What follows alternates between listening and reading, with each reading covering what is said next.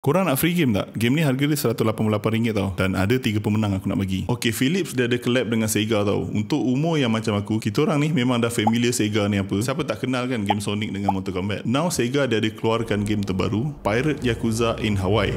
Nama dia memang macam kelakar sikit lah. Tapi kalau kau tengok gameplay dia, memang tak kelakar mat. Story dia, ex-Yakuza yang hilang ingatan jadi pirate captain. So dia assemble crew berlayar dalam journey mencari lost memory dan legendary treasure. Dalam perjalanan tu akan ada banyak halangan lah, macam combat ke fights atas darat ataupun kapal. Grafik game ni memang cantik gila. Dia punya fight animation ada sikit kuasa lah. Dah macam One Piece lah aku rasa. Ok, ini monitor Philips yang aku nak suggest untuk korang main game ni. Philips Evnia 27 M2N 5500L. Aku dah review dah monitor ni sebelum ni. Antara QHD monitor termurah dan sangat berkualiti. Dengan 2K resource, 180Hz refresh rate, color yang vibrant, sure layan gila main game Pirate Yakuza ni. Ok guys, ini cara korang nak dapat free game. First kali kena like and repost posting ni. Kedua, follow TikTok Kirin Telo dan TikTok Philips. Kat Facebook pun kena follow Philips dan juga Sega. Ketiga, ruangan komen kat bawah ni. Korang boleh komen apa yang korang nak berserta hashtag yang aku tulis ni dan tag 3 orang kawan korang. Ini contoh komen yang korang boleh tiru. Good luck guys.